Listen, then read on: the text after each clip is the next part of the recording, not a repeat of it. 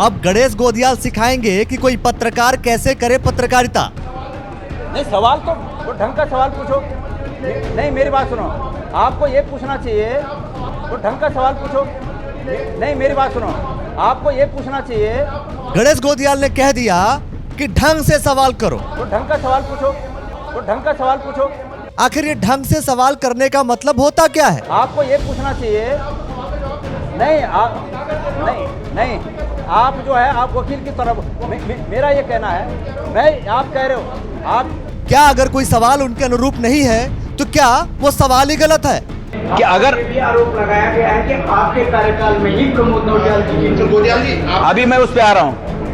प्रमोद नौटियाल जी की नियुक्ति मेरे कार्यकाल में बिल्कुल नहीं हुई। जी हाँ, मामला ये है कि प्रमोद नौटियाल को पुलिस ने गिरफ्तार कर लिया। इसके बाद गणेश गोदियाल ने बीकेटीसी के वर्तमान अध्यक्ष हेमंत द्विवेदी की बगल में कुर्सी लगाकर उन्होंने प्रेस वार्ता की।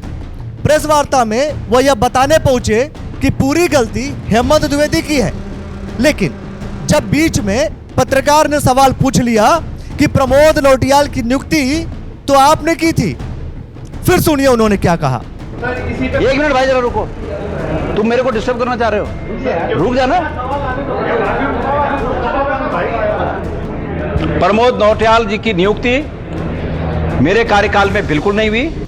इस बात से भी पल्ला झाड़ लिया कि उनकी नियुक्ति हमने नहीं की थी, लेकिन हम आपको दिखा रहे हैं यह दस्तावेज।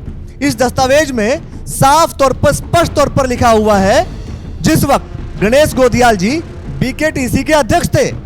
जी हाँ, इस लेटर को आप ढंग से देख लीजिए, अच्छे से पढ़िए।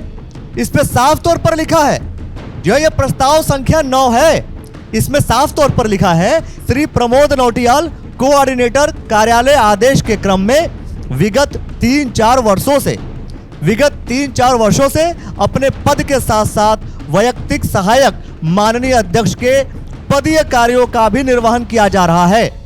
बैठक में सम्यक विचारोपरांत वैयक्तिक सहायक माननीय अध्यक्ष के रिक्त पद पर श्री प्रमोद नौटियाल कोऑर्डिनेटर को वर्तमान वेतन क्रम में ही समायोजन नियुक्ति की सर्वसम्मति से स्वीकृति प्रदान की गई।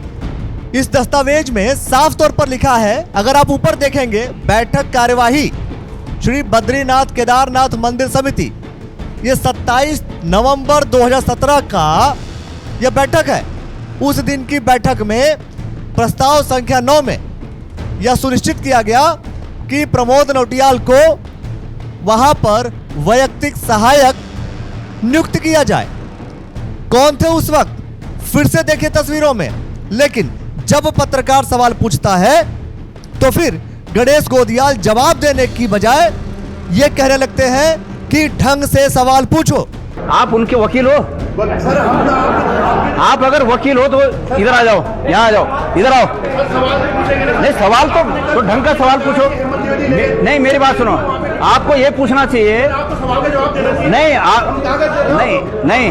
आप जो है आप वकील की तरफ, मेरा ये कहना है। आखिर ढंग से सवाल पूछना क्या गणेश गोदियाल जी बताएंगे? क्या पत्रकार स्वतंत्र रूप से सवाल नहीं पूछ सकते? अगर पत्रकार ने सवाल पूछ लिया तो वह पत्रकार क्या किसी पक्ष का वकील हो गया? आप उनके वकील हो? आप अगर वकील हो तो इधर आ जाओ, यहाँ आ जाओ, इधर आओ। आखिर गणेश गोदियाल के प्रेस कॉन्फ्रेंस में इतना हंगामा क्यों हो गया? और इसके बाद की तस्वीरें देखिए। यह मामला इतना बढ़ गया कि कांग्रेस पार्टी के लोग पत्रकारों को धमकाने लगे, डराने लगे। कांग्रेस पार्टी के बहुत से नेता आरोप लगाते हैं पत्रकारों पे कि पत्रकार सवाल नहीं पूछते। जब पत्रकार ने सवाल पूछा तो फिर खुद गणेश गोदियाल को जवाब देना नहीं बना। उन्होंने इस बात को भी नकार दिया कि मैंने नियुक्ति नहीं कराई थी। प्रमोद नौटियाल जी की नियुक्ति मेरे कार्यकाल में बिल्कुल नहीं हुई। लेकिन ये दस्तावेज क्या कहते हैं देखिए, समझिए और पूरे वीडियो को ढंग से सुनिए। ऑपरेटर से उनका जो व्यक्ति सहायक बनाने का जो उनकी नियुक्ति थी वो हेमंत द्विवेदी ने की, आपने? प्रश्न ये नहीं है, प्रश्न ये है कि चोरी किसने की। कल तो आप यही कह रहे थे ना कि उन्होंने व्यक्ति सहायक मैं ये कह रहा हूँ कि प्रश्न ये है कि चोरी किसने की, किसके बोलने पे की। सर उन्होंने की है ना, वो किसके बोलने पे की, लेकिन कल के किसके बोलने पे की। मैं 2016 में मैं बोल के गया था हेमंत द्विवेदी अध्यक्ष बनेंगे और उनके बोलने पे चोरी करना, मैं बोल के गया था। सहायक आपने कहा वैयक्तिक सहायक शासन ने मंजूर कर रखा है, शासन के द्वारा हुआ है, मैंने नहीं बनाया है। सर कागज है आप? अरे भाई कागज जो प्रस्ताव शासन से स्वीकृत होकर आता है वो अध्यक्ष और सीओ के हस्ताक्षर से आगे होता है। एक दूसरा सर आपने जो कहा था कि वो ले गए, उनको बद्रीनाथ ले गए, और मेरा आरोप है ये पूछो ना जाके कि उसको गणना करने में किसने लगाया, गणेश गोदियाल ने लगाया। इसी में भी हमने सवाल किया था तो उन्होंने कहा कि जब वो नियुक्त भी नहीं हुए थे उससे पहले भी उनकी ड्यूटी वहां पे लगी थी। उन्होंने वो भी कागज शेयर करे, जब उनकी नियुक्ति नहीं हुई थी बीकेडीसी में, हेमंत ज्योति अध्यक्ष नहीं थे, तब भी उनको खाली गणना में उनका ड्यूटी लगी थी। तो मैंने लगाई, उससे पहले उन्होंने लगाई होगी ना। नहीं आप उनके वकील हो। सर हम तो आप अगर वकील हो तो इधर आ जाओ, यहाँ आ जाओ, इधर आओ। सवाल से पूछेंगे ना। नहीं सवाल तो ढंग का सवाल पूछो। नहीं मेरी बात सुनो, आपको ये पूछना चाहिए। आपको सवाल का जवाब देना चाहिए। नहीं आप जो है आप वकील की तरफ मेरा ये कहना है, मैं आप कह रहे हो, आप ये कहो कि अगर गणना में, मेरी बात सुनो भाई, गणना में अगर मेरी बात, गणना में अगर मैंने लगाई ड्यूटी, अगर गणना में मैंने ड्यूटी लगाई तब ठीक। पहली बार हेमंत ज्योति ने उनको बद्रीनाथ भेजा के, पहली बार हेमंत ज्योति हाँ निश्चित रूप में अपने साथ ले गए, कोई अध्यक्ष नहीं ले जाता, कागज दिखा रहे हैं कोई अध्यक्ष नहीं ले जाता। सर कह रहे हैं अरे भाई मैं बोलता हूँ कोई आदेश नहीं ले जाता। वैयक्तिक सहायक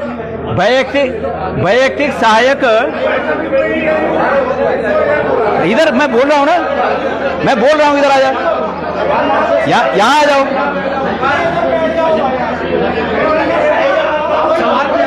हाँ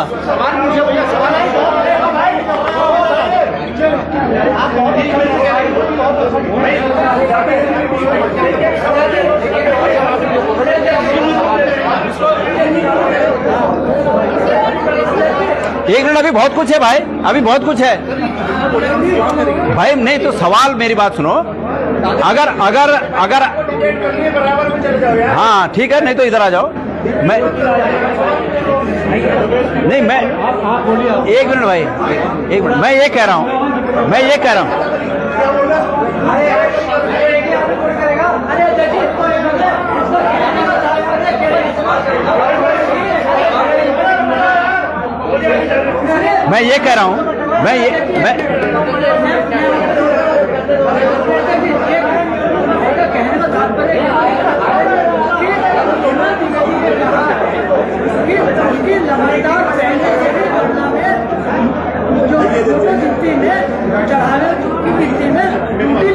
तो वो आदेश दिखाएं, नहीं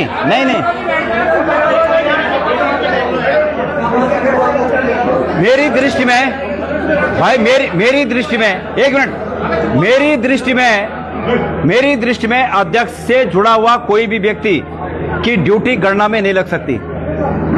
ये अध्यक्ष के ऊपर आक्षेप लगने का एक जरिया बन सकता है, इसलिए कोई अध्यक्ष नहीं चाहेगा कि उससे जुड़े हुए व्यक्ति की ड्यूटी गणना में लगे। और अगर आपके पास कोई इस तरह का उनका है लिखित आदेश मेरे समय का कि मैंने उनकी, तो आप प्रस्तुत करिए, पर ऐसा कुछ नहीं है। ये सिर्फ और सिर्फ वर्तमान अध्यक्ष जी ने ये काम किया और इसके लिए वो दोषी हैं। जहां तक मेरे ऊपर अब मामला ये क्या है, मामला ये है, इस सरकार की ये प्रैक्टिस है, ये सरकार का चरित्र है। ये सरकार और सरकार के पक्षधर लोग अपने पर आरोप लगने के बाद आरोप लगाने वाले की जुबान बंद करने के लिए कई तरीके अपनाते हैं। और तरीके ये अपनाए गए कि आज 9.5 साल बाद कह रहे हैं कि हमने जांच की। मेरे को जानकारी होनी चाहिए ना कि मेरे खिलाफ क्या जांच हो रही है।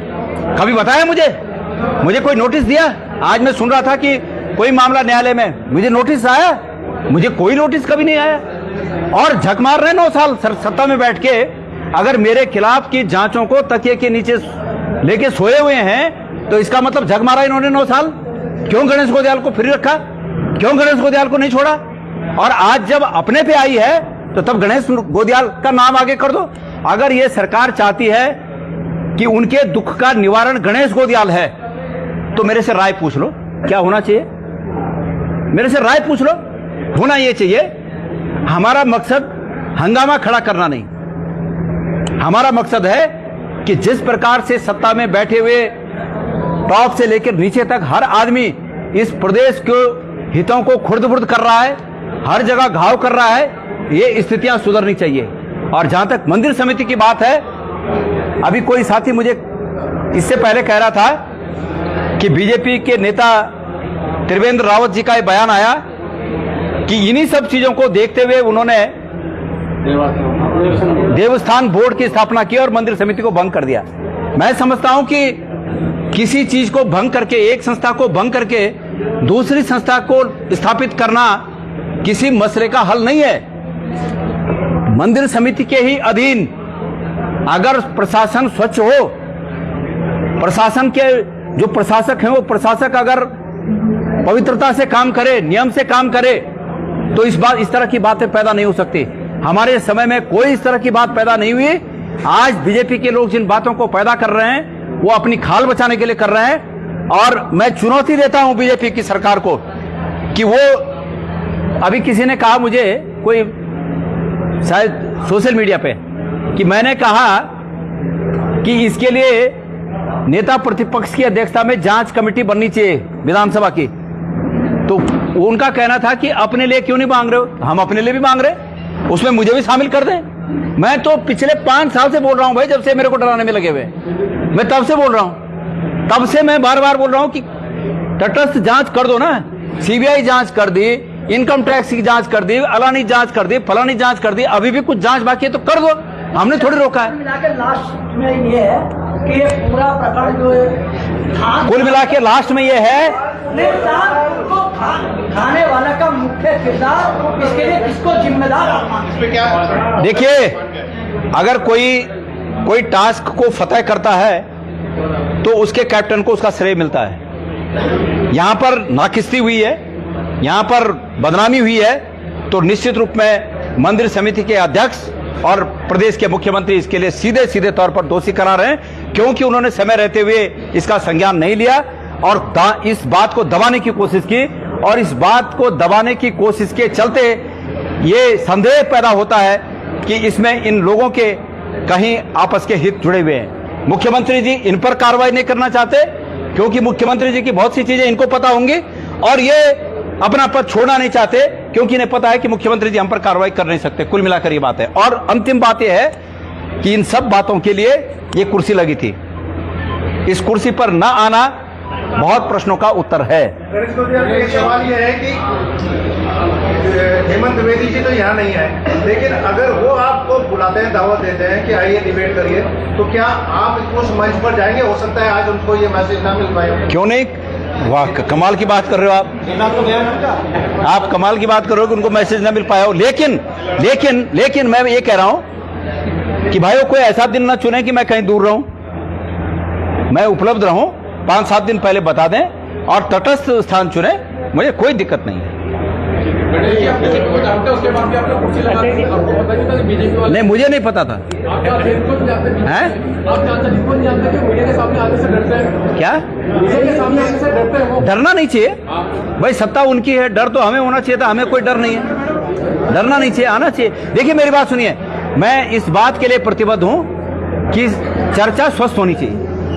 हमारी ओर से मैं गारंटी देता हूं कि हमारी ओर से कोई बदतमीजी नहीं होगी, कोई अतार्किक बात नहीं होगी, तार्किक बात होगी, और अगर गलती हुई होगी किसी की तो वो स्वीकार करेगा, हम तो इस पर विश्वास रखते हैं। तो आगे भी अगर ऐसी कोई बात होगी तो हम तो तैयार हैं उसके।